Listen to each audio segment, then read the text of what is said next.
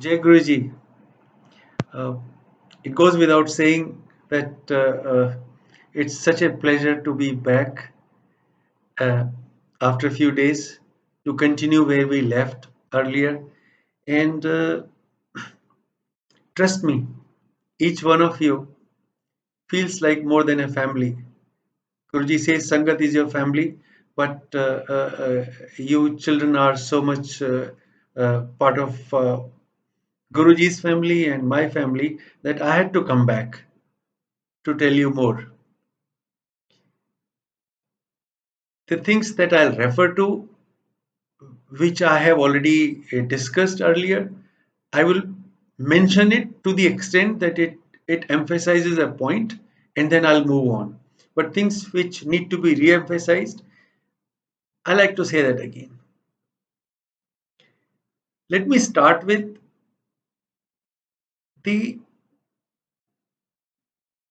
satsang that Kapoor uncle used to tell us about how Guruji gave directions to visit Gurgaon.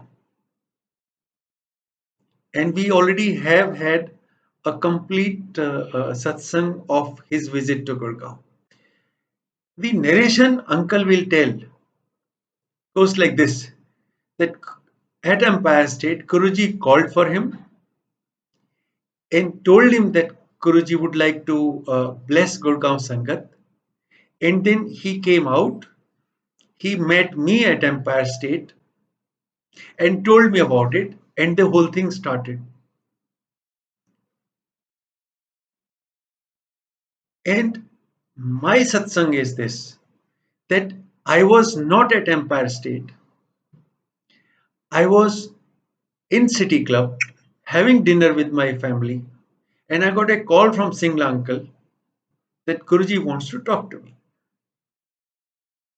And then once I said I'm here and I cannot come, then Singla uncle went back and they said Guruji says I don't have to come. He will speak to General Kapoor uncle. So for a long time I had this thought that somehow General Kapoor uncle kind of mixed up the facts and it didn't happen that way. And it was okay. Not that it made a difference, but I lived with this notion for a long time. He perhaps met somebody else or something like this. Then we had this Sangat from Empire State, the auntie who had curly hairs and slim, and uncle was also like that. We would see them at Empire State during those days very regularly on Saturdays. So when the auntie came to Bade Mandir and joined Bartan Seva, that is the Seva for cleaning the utensils, my auntie was also there and they two got talking. And we, she started talking about those days in Empire State, etc. And then the auntie turns around and says, Auntie, I'm sorry, I have joined Maharaj only in 2012.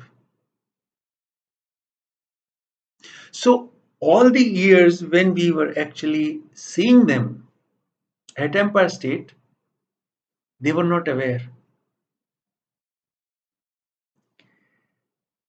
So we told them, and then there were another Sangat through whom we got it verified that they were very much there at Empire State, but they were not aware of it.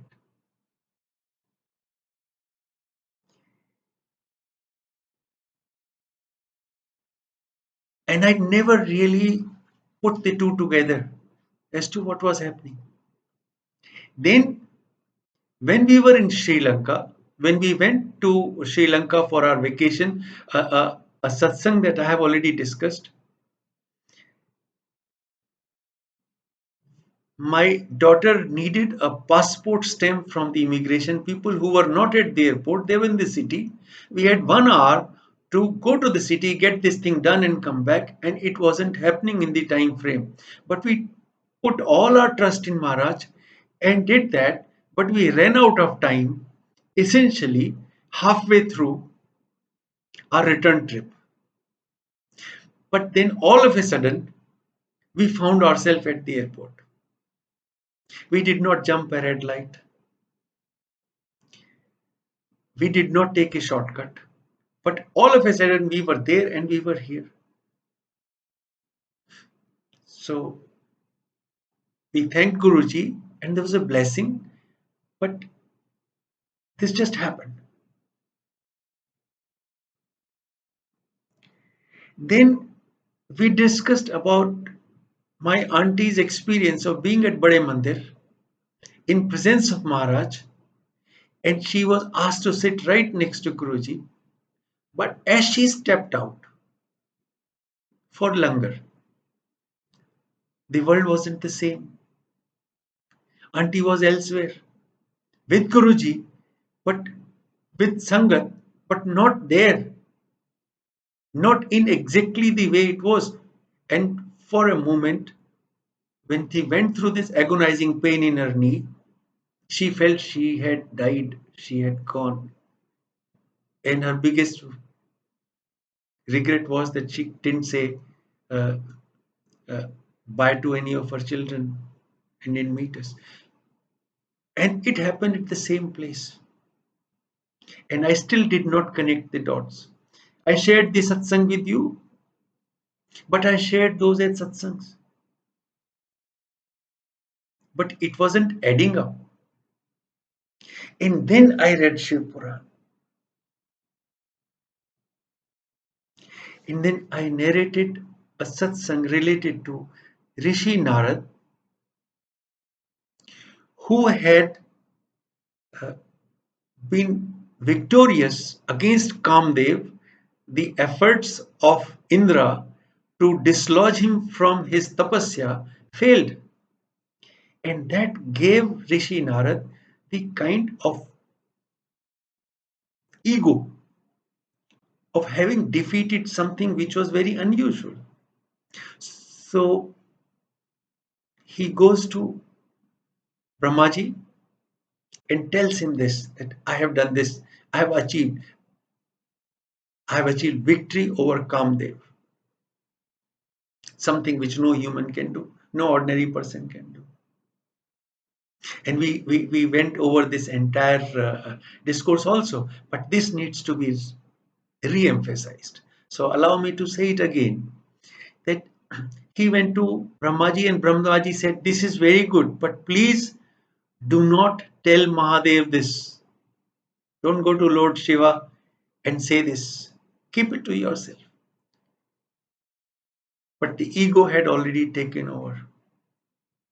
So he goes to Shivji Maharaj and tells him the same thing. And Shivji Maharaj again says,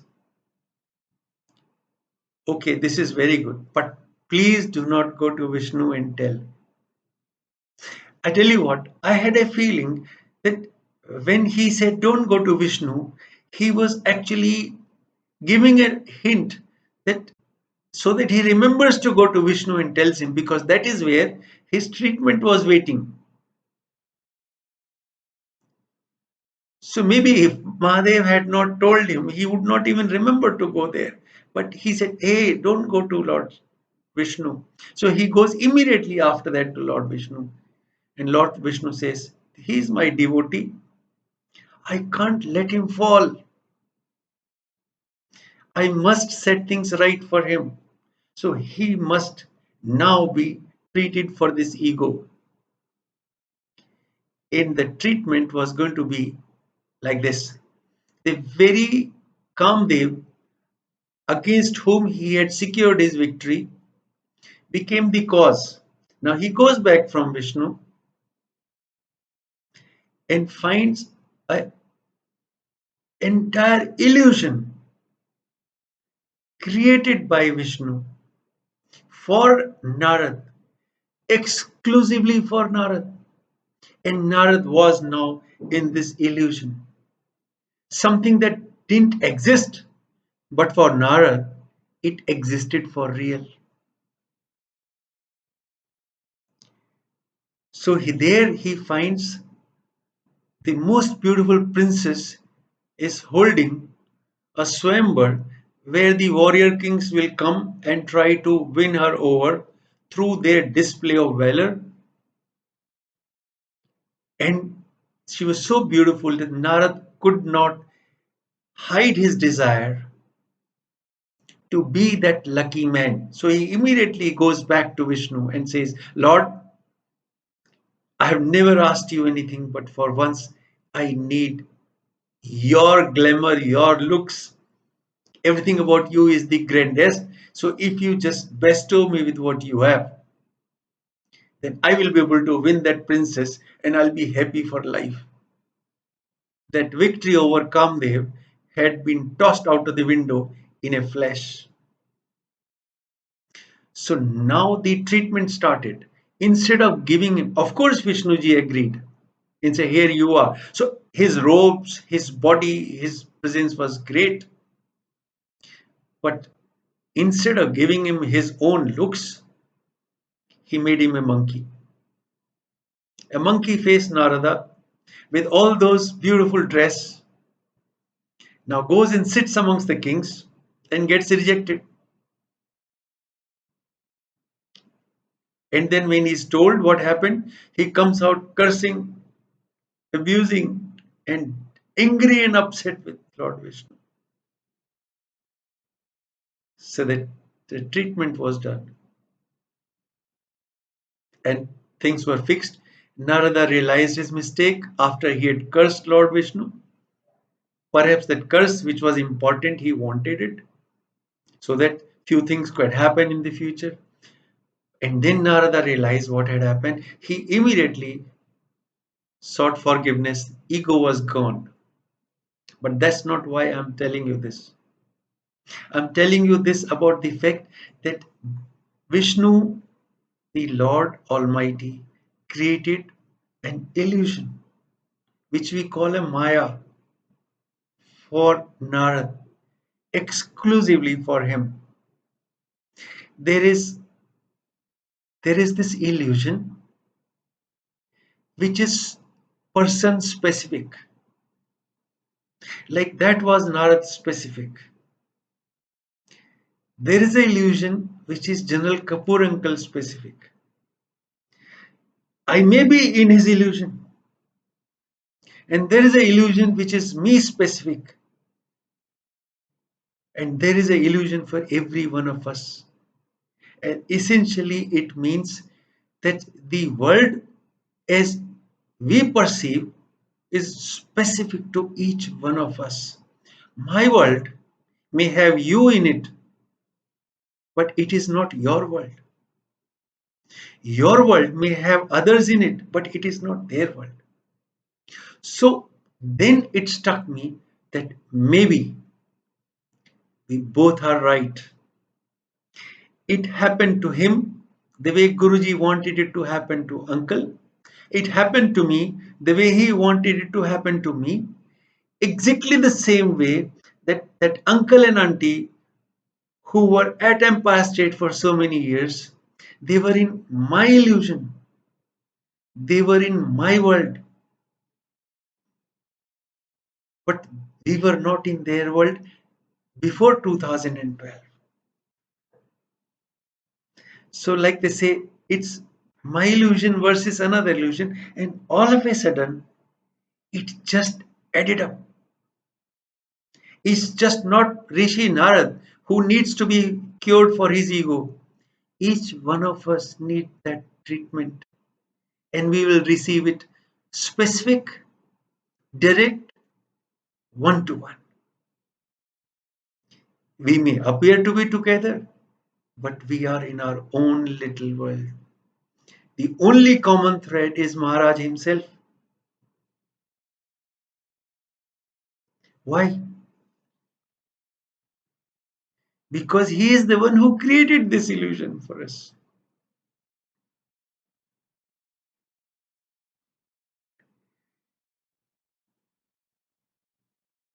Just remember this. Guru can pull us out of this illusion. in a flash, or leave us in our world, running around like mad, searching for solution, chasing people, chasing processes, chasing rituals, and ending up nowhere. And on occasions, Maharaj walks into our illusions, walks into our world in the form that he chooses to be in. And then it is for us to make whatever we want to make out of that grace and that presence.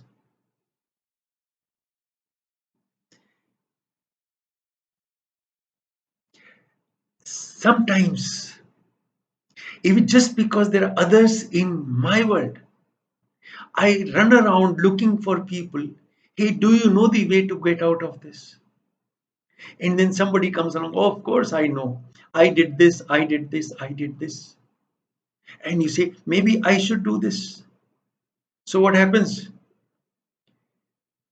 Instead of coming out, you actually enter in that uncle's illusion.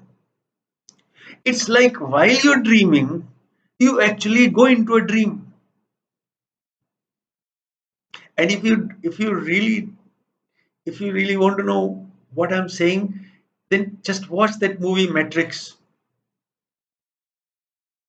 If it's an analogy that you can draw. Watch that movie Matrix, where a person goes into a dream and then goes into another dream. So now to come out, he must exit two dreams because he's dreaming in his dream. And then they can go as many low levels lower as possible. And this is then a total mess. You are lost. You can call it illusion. We call it Maya, Mirage. While you are in it, it is real. Just like when you are dreaming, your dreams sometimes turn into nightmare and you live those dreams. You know they are real, but only when you wake up then realize, oh God, thank God, it was just a dream. And this is a dream. There are so many people in our world, in our illusion, within our Maya, who can take you wherever. But the only one who will pull you out of this is Guruji Maharaj, Lord Shiva himself. Because only he has put you in it. Nobody else has a clue. This is why every time Guruji says, be direct with me, be one to one, you have a choice. So when he says, be one to one and direct with me, this is the reason he said this, because I'm the one who can pull you out of this. Like this. But there is a condition. You have to be blessing ready for that. Remember, we discussed this? You have to be blessing ready to pull out, for him to pull you out of this. And the blessing ready people are those who accept him,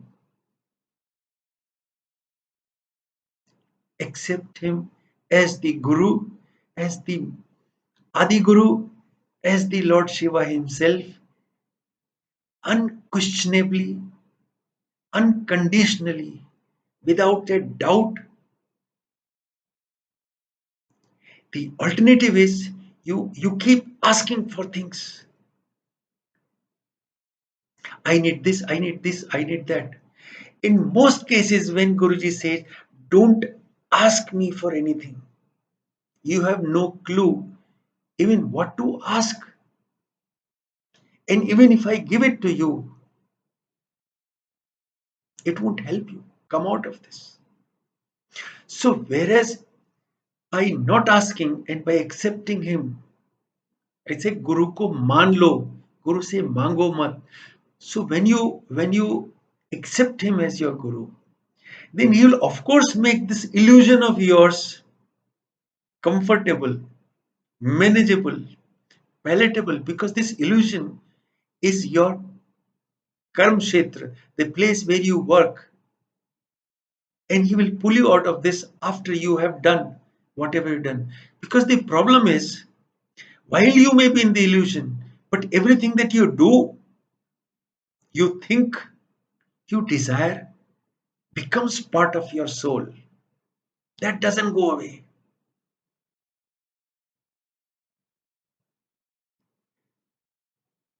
So all you do is accept Guru. Then he'll take care of this Maya, keeping you out of this, but also pull you out. And if at all you ask him, all you have to say, Guruji, pull me out of this. At least it's a worthy request.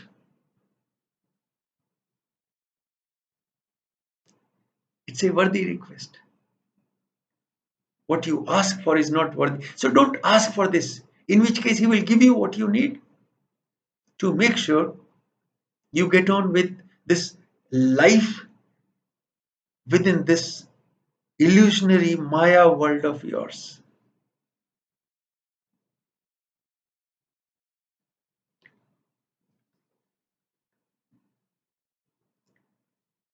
There are only two ways you do this. One, of course, is that you realize that this is a uh, Maya, that this is a virtual world, this is unreal.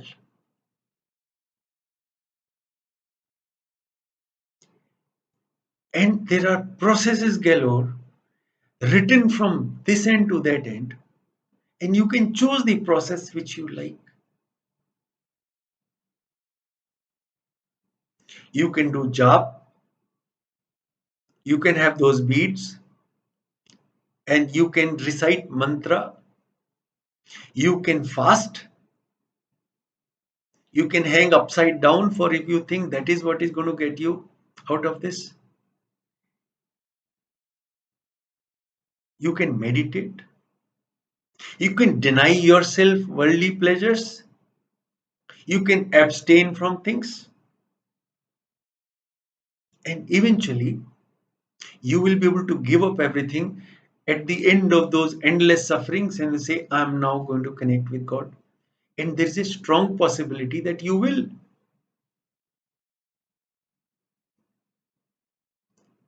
And then there is another process.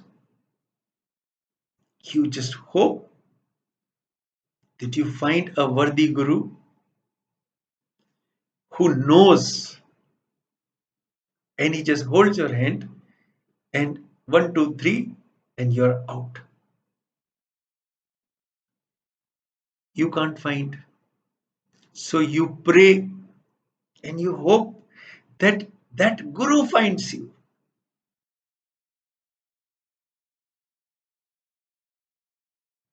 Because the process may go wrong.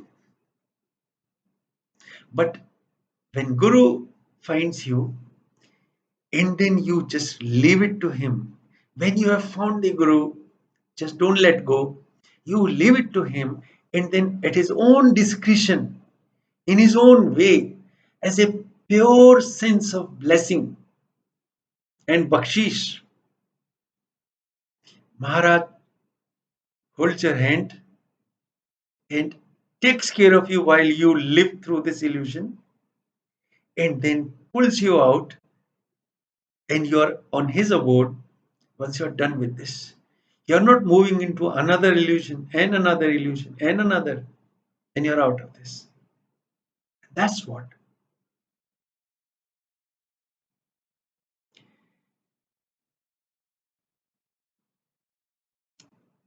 Alternatives are not very palatable, they're not very beautiful, they're not good looking. There's only one sure short way is that a Purn Guru, all powerful God Almighty, Lord Shiva Himself in Guru forms, takes care of you, takes you in His Sharan, and then you're done and dusted. In our case, that has happened because, and you can keep this question reserved as to why I believe in that. I do. That this Guru is Lord Shiva Himself because He has displayed every single quality and characteristics of Lord Himself. Every single one.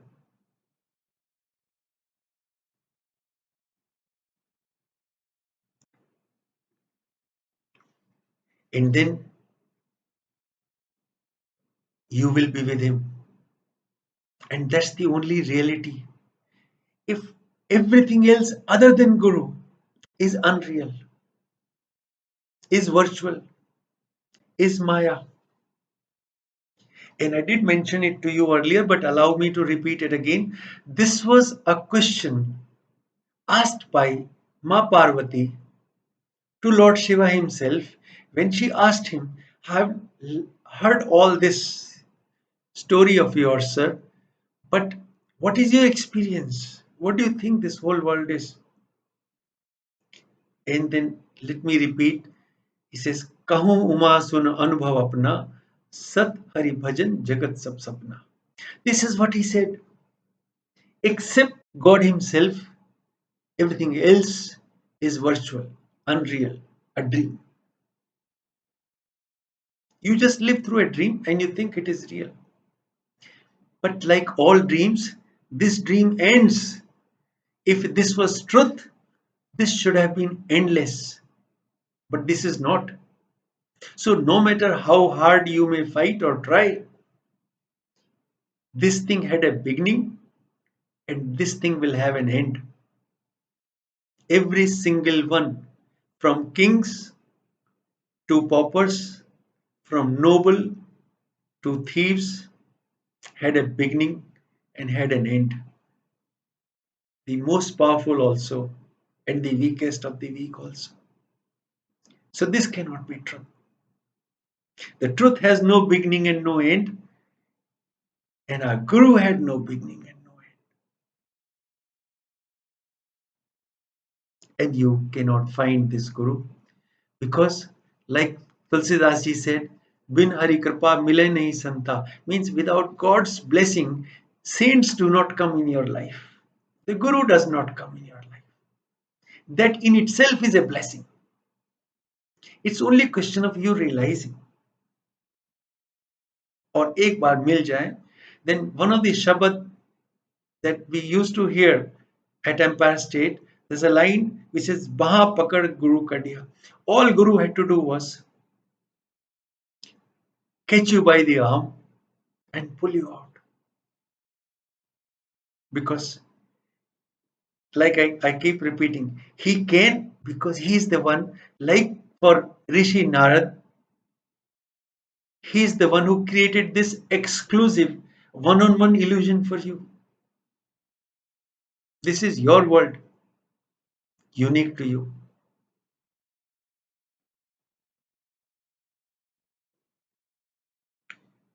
So while you are in this illusion, do your work, but don't spend too much time trying to improve the quality of the illusion. No matter how nice a dream is, it's still a dream. The reality is reality. And so during each and every session of ours when we when we had this satsang, we kept on coming back to the same thing. Mango mat, maan lo. Don't ask Guru for anything, just accept him. And the problem of this mango mat, maan lo originates from your intellect. This illusion is not perceived by your soul. The illusion is perceived by your intellect, your mind here. And how does it perceive this illusion? Through the senses, the eyes, the hands, the smell, the taste, and so on. Imagine trying to see the real through the tools which are unreal. You will never get it right. And so you do not get it right.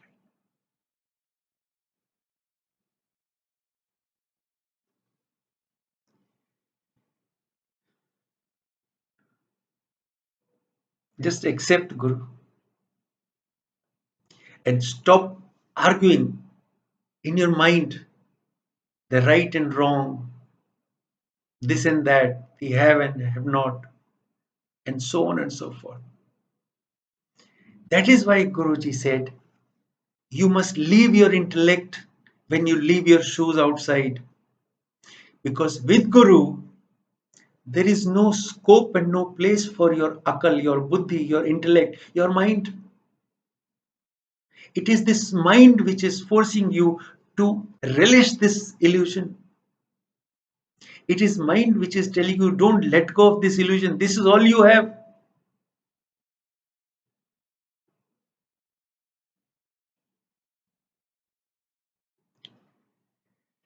So what you do?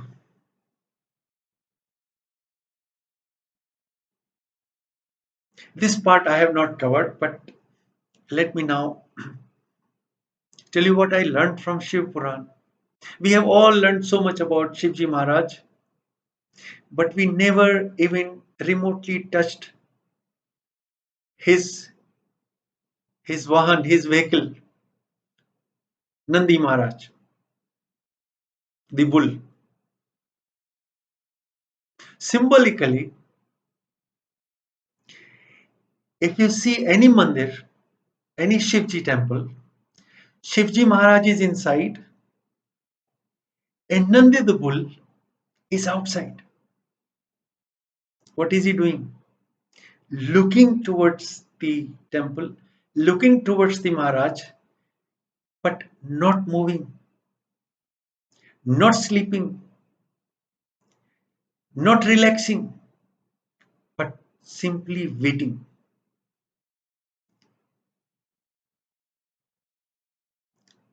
Waiting while being awake. If you remember, if you see Nandi, his ears are not down, they're alert. In fact, uh, one of them at least has to be vertical. So, in case the call comes from inside,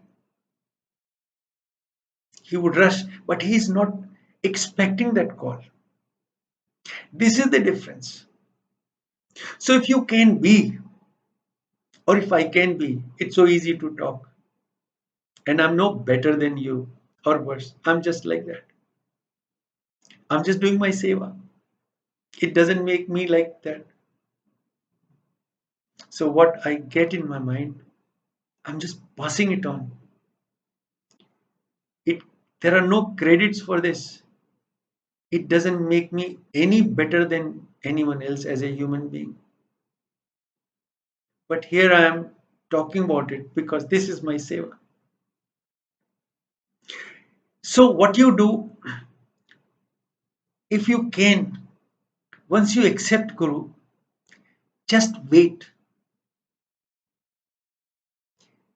If it takes eternity, like forever, just wait.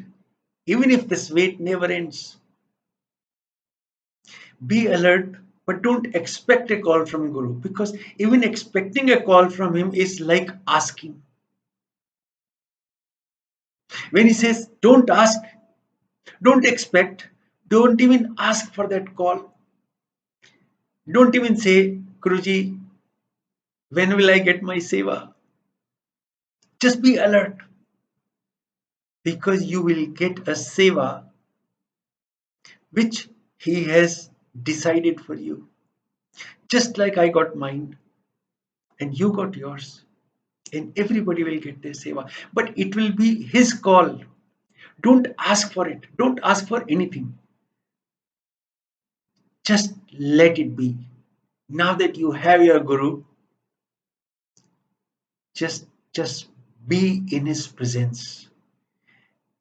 Absorb that aura. Relish that thought. Enjoy that fragrance and be alert. Be in waiting, just like Nandi. Don't move, but don't sleep. Don't relax, but don't say anything. Don't ask for anything. Don't expect anything. And the day that state is has arrived, you will be no different than Guru himself. You will be like Nandi. And that's all there is needs to be. Now, how can I leave you without this trivia about this quantum theory? Remember, we spent few seconds, but I'm going to make it very simple. It just modern scientists have now found out that this whole universe is essentially a wave function, and that there are no gaps and there is no vacuum anywhere to anywhere. And visible universe is an illusion. It doesn't exist in reality, but it exists and exists only because we see it. And if you stop seeing it, it will not exist. So they have found a term for this. This is wave particle duality. You observe, it is matter. You stop observing, it is a wave. And we are also a wave function, and we are part of the that big wave. Now, just imagine thousands of years ago, we called this wave function Brahm, all encompassing, and this visible world a Maya, a illusion. And it has taken this modern human, all this technology, to realize and arrive at something we had known thousands and thousands of years ago. And we are also a wave function, part of that Brahm. So essentially, we are also the same.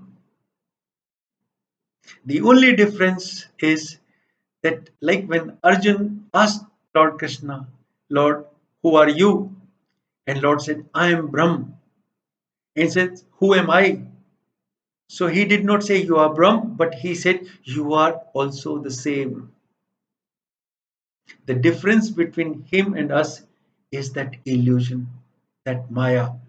And that illusion, the day is out, you are the same, a wave function. And the process is Guruji. So with that, I conclude this satsang today and leave it to you to think about it and find your own connect with Maharaj, find your own relationship with him, and just have the bliss. Guruji will never leave you. So don't even ask him, the Maharaj, don't leave me. That itself will be like asking something. And we have agreed we will not ask, we will only accept him. So be perpetually in his Sharan forever. Jai Guruji.